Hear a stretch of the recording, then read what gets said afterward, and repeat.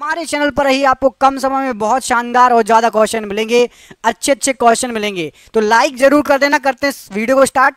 100 में से 50 का टारगेट। बिहार का गांधी किसे कहा जाता है बताइए, बिहार का गांधी किसे कहा जाता है? हर क्वेश्चन के लिए केवल 5 सेकंड का समय मिलेगा आपको। बिहार का गांधी किसे कहा जाता है? तो राइट आंसर है डॉक्टर राजेंद्र प्रसाद जी को बिहार का गांधी कहा जाता है। क्वेश्चन नंबर 2, इलेक्ट्रॉन की खोज किसने की थी? इलेक्ट्रॉन की खोज किसने की थी? तो राइट आंसर हो जाएगा यहां पर आपका, इलेक्ट्रॉन की जो खोज करता थे वो थे J Thomson. Option number C, J Thomson electron के खोज करता थे। अगला क्वेश्चन देखिए, विटामिन ई का रासायनिक नाम क्या है? विटामिन ई का रासायनिक नाम, तो विटामिन ई को कहा जाता है टोकोफेरोल। ऑप्शन नंबर ए, टोकोफेरोल विटामिन ई का रासायनिक नाम है। अगला क्वेश्चन है कि किस देश में पहली बार साम्यवादी सरकार की स्थापना की गई थी? साम्यवादी सरकार की स्थापना सबसे पहले की गई थी रूस में। ऑप्शन नंबर सी, रूस में सबसे पहले साम्यवादी सरकार की स्थापना की गई थी। अगला क्वेश्चन देखिए, आधुनिक भारत का मीरा किसे कहा जाता है? आधुनिक भारत का मीरा इनमें से किसको कहा जाता है? जो ऑप्शन दिए गए हैं, क्या हो जाएगा राइट आंसर? राइट आंसर है महादेवी वर्मा जी को आधुनिक भारत का मीरा कहा जाता है। जिसको ज्यादा समझ चाहिए वीडियो को रोक लिया करो, क्वेश्चन बोलने के बाद वीडियो को रोक लो, आराम से ऑप्शन देखो, सही जो आंसर है उसको कमेंट बॉक्स में कमेंट कर दिया करो। रक्त का शुद्धिकरण कौन करता है? रक्त को शुद्ध कौन करता है? तो रक्त का शुद्धिकरण किडनी में होता है, छनता है। ऑप्शन नंबर बी, इसको छन्नी भी कहते हैं, शरीर की छन्नी भी कहा जाता है किडनी को। ऑप्शन नंबर बी यहां पर राइट आंसर है। अंबेडकर जी के बचपन का नाम क्या था? तो अंबेडकर जी के बचपन का नाम यहां पर आपको जो ऑप्शन दिए गए हैं, पप्पू, कल्लू, भिवा और भीमा में से Bhiva. Option number C, Ambedkar ji के बचपन का नाम था। कारगिल विजय दिवस किस तिथि को मनाया जाता है? कारगिल विजय दिवस किस तिथि को मनाया जाता है? तो कारगिल विजय दिवस मनाया जाता है 26 जुलाई को। ऑप्शन नंबर सी, कारगिल विजय दिवस 26 जुलाई। मोहम्मद अली जिन्ना का निवास स्थान कहाँ स्थित है? तो मोहम्मद अली जिन्ना का निवास स्थान मुंबई, ऑप्शन नंबर डी में स्थित है। ऑप्शन नंबर डी मुंबई यहां पर राइट आंसर इस प्रश्न के लिए। निर्मल हृदय के नाम से किसे जाना जाता है? निर्मल हृदय के नाम से यहां पर आपको जो ऑप्शन दिए गए हैं राइट आंसर हो जाएगा मदर टेरेसा जी को निर्मल हृदय के नाम से जाना जाता है। Option number B, Mother Teresa ji को निर्मल हृदय के नाम से जाना जाता है। अगला क्वेश्चन है कि भारत के कौन एक राष्ट्रपति दार्शनिक भी थे? भारत के कौन से ऐसे राष्ट्रपति हैं जो दार्शनिक भी थे? तो यहां पर आपको जो ऑप्शन दिए गए हैं राइट आंसर हो जाएगा डॉक्टर एस राधाकृष्णन जी। भारत के ऐसे राष्ट्रपति हैं जो दार्शनिक भी थे। Option number D, doctor S Radhakrishnan ji यहां पर राइट आंसर है इस प्रश्न के लिए। पोखरण भारत के किस राज्य में है? पोखरण भारत के किस राज्य में यहाँ पर परमाणु परीक्षण हुआ था? तो पोखरण यहाँ पर आपको जो ऑप्शन दिए गए हैं राइट आंसर हो जाएगा ये आपका राजस्थान में। ऑप्शन नंबर सी, पोखरण है राजस्थान। ऑप्शन नंबर सी यहाँ पर राइट आंसर है। अगला प्रश्न है कि सीमांत गांधी के नाम से किसे जाना जाता है? सीमांत गांधी के नाम से किसे जाना जाता है? राइट आंसर है खान अब्दुल गफ्फार खान को। ऑप्शन नंबर सी, सीमांत गांधी के नाम से जाना जाता है। ऑप्शन नंबर सी यहाँ पर राइट आंसर है इस प्रश्न के लिए। अस्पृश्यता का अंत किस अनुच्छेद के द्वारा किया गया? अस्पृश्यता का अंत इनमें से किस अनुच्छेद के द्वारा किया गया? तो यहां पर राइट आंसर हो जाएगा अनुच्छेद नंबर 17 के द्वारा अस्पृश्यता का अंत किया गया। ऑप्शन नंबर सी, अनुच्छेद नंबर 17 बिल्कुल सही आंसर है इस प्रश्न के लिए। स्पेस एप्लीकेशन सेंटर कहाँ स्थित है बताइए? स्पेस एप्लीकेशन सेंटर हमारे देश में कहाँ पर स्थित है? तो राइट आंसर हो जाएगा यह है आपकी अहमदाबाद में। अहमदाबाद जो है किस राज्य में पड़ता है? कमेंट करके बताइए अहमदाबाद किस राज्य में पड़ता है? कमेंट बॉक्स में कमेंट करके बताओ कि अहमदाबाद किस राज्य में पड़ता है। धार्मिक स्वतंत्रता का अधिकार किस अनुच्छेद के तहत सिख संप्रदाय को प्रदान किया गया? तो धार्मिक स्वतंत्रता का अधिकार सिख संप्रदाय को अनुच्छेद 25 के तहत प्रदान किया गया। अभी तक यदि आप वीडियो देख रहे हैं और लाइक नहीं किया तो हमारी मेहनत के लिए लाइक जरूर कर दो। मैं वादा करता हूं कि आपके लिए इतने ही शानदार क्वेश्चन आगे भी आते रहेंगे। तो प्लीज वीडियो को लाइक जरूर कर देना। 1 सेकंड से भी कम का समय लगेगा आपको लाइक करने में। लेडी विद लैंप के नाम से किसे जाना जाता है? तो लेडी विद द लैंप के नाम से फ्लोरेंस नाइटिंगेल को जाना जाता है। Option number C, Florence Nightingale को लेडी विद द लैंप के नाम से जाना जाता है। लाइटर में कौन सी गैस भरी होती है? तो लाइटर के अंदर आपकी ब्यूटेन गैस भरी होती है। ऑप्शन नंबर ए, ब्यूटेन गैस भरी होती है लाइटर के अंदर। अगला क्वेश्चन है कि मयूर सिंहासन को किसने बनवाया था? मयूर सिंहासन का निर्माण किसने करवाया था, किसने बनवाया था? तो यहां पर आपको जो ऑप्शन दिए गए हैं राइट आंसर हो जाएगा शाहजहां। ऑप्शन नंबर डी, मयूर सिंहासन को शाहजहां ने बनवाया था। ऑप्शन नंबर डी यहां पर राइट आंसर है। अगला प्रश्न है कि शहीद ए आजम के नाम से किसे जाना जाता है? शहीद ए आजम शहीद ए आजम के नाम से, यहाँ पर आपको जो ऑप्शन दिए गए हैं, सरदार भगत सिंह जी को शहीद ए आजम कहा जाता है। ऑप्शन नंबर डी, सरदार भगत सिंह जी को शहीद ए आजम कहा जाता है, राइट आंसर है। अगला क्वेश्चन है, कायदे आजम के नाम से किसे जाना जाता है? तो कायदे आजम कहा जाता था मोहम्मद अली जिन्ना को। Option number C, Mohammad Ali Jinnah. अगला क्वेश्चन देखिए, डायनामाइट के आविष्कारक कौन थे? डायनामाइट के आविष्कारक, तो डायनामाइट के आविष्कारक यहाँ पर आपको जो ऑप्शन दिए गए हैं, Alfred Nobel. Option number B, ये डायनामाइट के आविष्कारक थे। Option number B, Alfred Nobel, right answer है। राष्ट्रीय रसदार फल अनुसंधान केंद्र कहाँ पर है? राष्ट्रीय रसदार फल अनुसंधान केंद्र, तो राष्ट्रीय रसदार फल अनुसंधान केंद्र ये आपका नागपुर में स्थित है। ऑप्शन नंबर सी, नागपुर में है राष्ट्रीय रसदार फल अनुसंधान केंद्र। अगला क्वेश्चन है कि भारत का नेपोलियन किसे कहा जाता है? भारत का नेपोलियन इनमें से किसे कहा जाता है? तो भारत के नेपोलियन के नाम से समुद्रगुप्त फेमस हैं। ऑप्शन नंबर ए, भारत के नेपोलियन के नाम से समुद्रगुप्त को जाना जाता है। The struggle is my life किसकी आत्मकथा है? The struggle is my life इनमें से आत्मकथा है नेल्सन मंडेला की। ऑप्शन नंबर ए, नेल्सन मंडेला को अफ्रीका का गांधी भी कहा जाता है। ऑप्शन नंबर ए, इनकी आत्मकथा है the struggle is my life. अगला क्वेश्चन देखिए, रेडियम की खोज इनमें से किसने की? रेडियम की खोज इनमें से किसके द्वारा की गई? यहाँ पर आपको जो ऑप्शन दिए गए इनमें से रेडियम की खोज की गई थी मैडम क्यूरी के द्वारा, रेडियम की खोज की गई थी। अगला प्रश्न है कि एक्स किरण की खोज किसने की? एक्स किरणों की खोज यहाँ पर आपको जो ऑप्शन दिए गए हैं उनमें से राइट आंसर हो जाएगा रोंटगन ने एक्स किरणों की खोज की। ऑप्शन नंबर ए, रोंटगन ने एक्स किरणों की खोज की है। स्वतंत्रता पूर्व भारतीय राष्ट्रीय कांग्रेस के में जो विभाजन हुआ था कब हुआ था? तो स्वतंत्रता के पहले नरम दल और गरम दल में बढ़ गया था भारतीय राष्ट्रीय कांग्रेस, सन था 1907। ऑप्शन नंबर बी, 1907 में नरम दल और गरम दल में बढ़ गया था भारतीय राष्ट्रीय कांग्रेस। गोरखपुर किस नदी के तट पर स्थित है? गोरखपुर किस नदी के तट पर स्थित है? तो जो गोरखपुर है ये आपका राप्ती नदी के किनारे है। ऑप्शन नंबर बी, राप्ती नदी के किनारे है गोरखपुर। उड़नपरी के नाम से किसे जाना जाता है? तो उड़नपरी के नाम से यहाँ पर आपको जो ऑप्शन दिए गए हैं पीटी उषा को जाना जाता है। Option number D, PT Usha को उड़नपरी के नाम से जाना जाता है।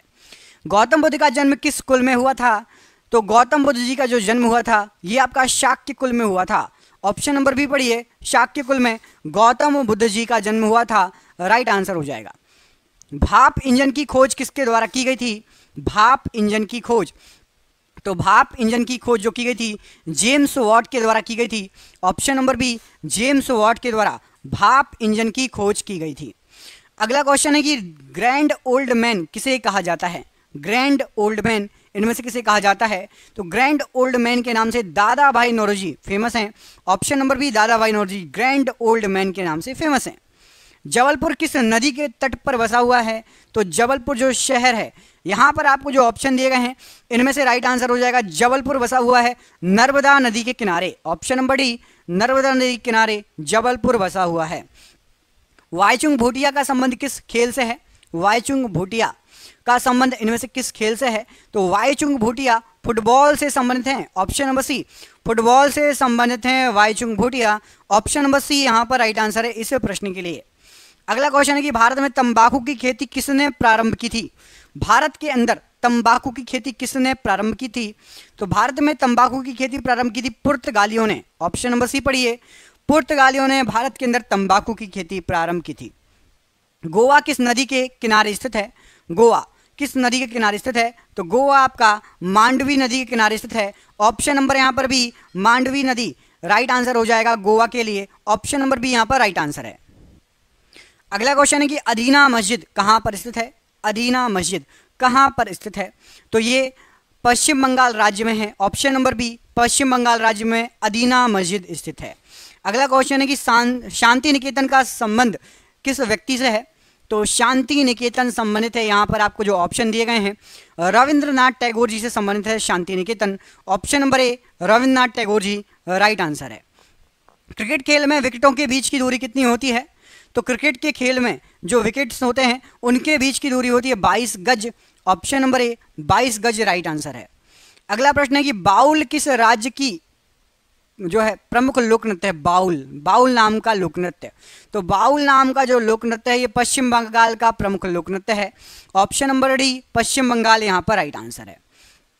चेचक रोग किसके कारण होता है? चेचक जो रोग है किसके कारण होता है? तो चेचक जो रोग है ये विषाणु के कारण होने वाला रोग है। ऑप्शन नंबर बी विषाणु के कारण होने वाला रोग है चेचक। ओरेविले स्थल का संबंध किस व्यक्ति से है? ओरेविले स्थल का संबंध, तो ओरेविले जो स्थल है इसका संबंध है अरविंद घोष जी से। Option number C Aurobindo Ghosh ji से संबंधित है ओरेविले स्थल। अगला क्वेश्चन देखिए, निम्न ब्याज दर वाला ऋण क्या कहलाता है? कम ब्याज दर वाला जो ऋण होता है उसको सुलभ ऋण कहा जाता है। ऑप्शन नंबर सी सुलभ ऋण, ऑप्शन नंबर सी यहाँ पर राइट आंसर है। अगला प्रश्न है कि आनंद भवन का संबंध किस व्यक्ति से है? आनंद भवन का संबंध किस व्यक्ति से है?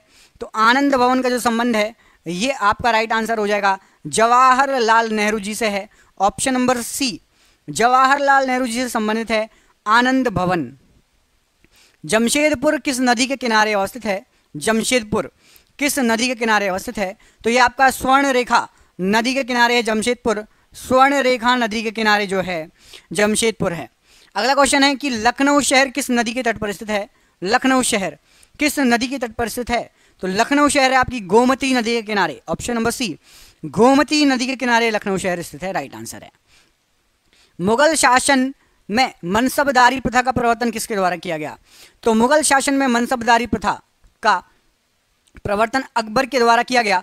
ऑप्शन नंबर ए अकबर के द्वारा मनसबदारी जो प्रथा है उसका प्रवर्तन किया गया।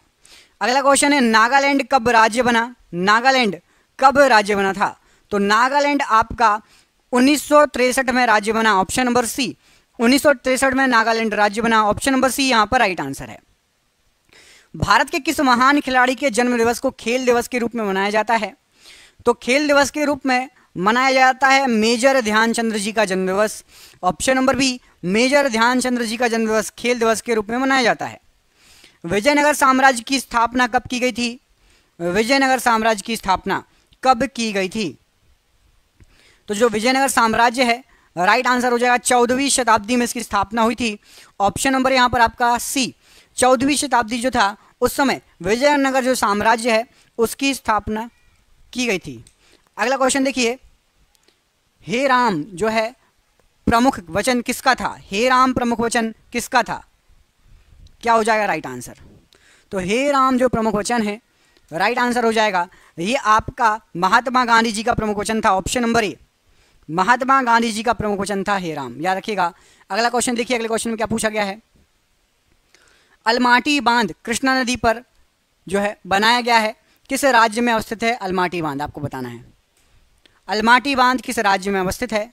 तो अलमाटी बांध आपका कर्नाटक राज्य में है। ऑप्शन नंबर सी कृष्णा नदी पर कर्नाटक राज्य में अलमाटी बांध है आपका। अब आपको कमेंट करके बताना है कि कर्नाटक राज्य की राजधानी क्या है। कर्नाटक की राजधानी कमेंट बॉक्स में कमेंट करके आपको बताना है क्या है, ठीक है। अगला क्वेश्चन देखिए, जर्मनी और पोलैंड के बीच की सीमा रेखा क्या कहलाती है? तो जर्मनी और पोलैंड के बीच में आपकी जो सीमा रेखा है वो है आपकी हिंडनबर्ग रेखा। ऑप्शन नंबर सी हिंडनबर्ग रेखा जर्मनी और पोलैंड के बीच की सीमा रेखा है। ऑप्शन नंबर सी यहाँ पर हिंडनबर्ग रेखा राइट आंसर है इस प्रश्न के लिए। अगला क्वेश्चन देखिए, कुतुब मीनार के पास स्थित लोह स्तंभ को किसने बनवाया था? कुतुब मीनार के पास स्थित लोह स्तंभ, तो कुतुब मीनार के पास जो लोह स्तंभ स्थित है इसको चंद्रगुप्त द्वितीय ने बनाया था। ऑप्शन नंबर बी चंद्रगुप्त द्वितीय ने कुतुब मीनार के पास स्थित लोह स्तंभ का निर्माण कराया था, राइट आंसर हो जाएगा। लोहा और निकेल पृथ्वी के किस भाग का प्रमुख घटक है? लोहा और निकेल पृथ्वी के किस भाग का प्रमुख घटक है? तो ये क्रोड का, पृथ्वी के क्रोड का प्रमुख घटक है लोहा और निकेल। चंपारण सत्याग्रह कब हुआ था? चंपारण सत्याग्रह कब हुआ था? तो जो चंपारण सत्याग्रह है ये आपका 1917 में घटित हुआ था। ऑप्शन नंबर सी 1917 में चंपारण सत्याग्रह हुआ था। ऑप्शन नंबर सी यहाँ पर राइट आंसर है। संपूर्ण क्रांति का नेतृत्व किसने किया था? संपूर्ण क्रांति का नेतृत्व किसके द्वारा किया गया? तो संपूर्ण क्रांति का जो नेतृत्व किया गया था यह किया गया था जयप्रकाश नारायण जी के द्वारा। Option number C Jayaprakash Narayan ji ने संपूर्ण क्रांति का नेतृत्व किया था। कुषाण वंश का प्रसिद्ध शासक कौन सा था? कुषाण वंश का प्रसिद्ध शासक, तो कुषाण वंश का फेमस शासक था Kanishka. Option number D Kanishka यहाँ पर राइट आंसर है इस प्रश्न के लिए। द्वितीय विश्व युद्ध के समय भारत में कौन सा आंदोलन चलाया गया? दूसरे विश्व युद्ध के दौरान भारत में कौन सा आंदोलन चलाया गया? तो दूसरे विश्व युद्ध के दौरान भारत छोड़ो आंदोलन चलाया गया था। ऑप्शन नंबर सी, भारत छोड़ो आंदोलन राइट आंसर है। ग्रहों की गति के नियम का प्रतिपादन किसने किया था? तो ग्रहों की गति के नियम का जो प्रतिपादन किया था केपलर के द्वारा किया गया था। ऑप्शन नंबर यहाँ पर ए, केपलर राइट आंसर हो जाएगा। घाना का प्राचीन नाम क्या है? तो घाना का प्राचीन नाम है आपका gold coast. Option number A, golden coast या गोल्ड कोस्ट घाना को बुलाया जाता था। पीयूष ग्रंथि कहाँ पर स्थित होती है? बताइए, पीयूष ग्रंथि कहाँ पर होती है? तो पीयूष ग्रंथि आपके मस्तिष्क में स्थित होती है। ऑप्शन नंबर सी, मस्तिष्क में होती है पीयूष ग्रंथि, राइट आंसर है। भारत का अंतिम अंग्रेज गवर्नर जनरल कौन था? तो भारत का आखिरी अंग्रेज governor general lord Mountbatten. Option number B, lord Mountbatten, right answer है। परमाणु का केंद्र क्या कहलाता है? बताइए, परमाणु का केंद्र क्या कहलाता है? तो परमाणु का जो केंद्र होता है उसको न्यूक्लियस कहा जाता है। ऑप्शन नंबर डी, परमाणु का केंद्र न्यूक्लियस कहलाता है, राइट आंसर हो जाएगा। इनकलाब जिंदाबाद का नारा किसके द्वारा दिया गया था? इनकलाब जिंदाबाद, ये जो नारा है ये भगत सिंह जी के द्वारा दिया गया था। Option number B, Bhagat Singh ji के द्वारा इनकलाब जिंदाबाद का नारा दिया गया था। टेनिस खिलाड़ी रॉजर फेडरर किस देश के हैं?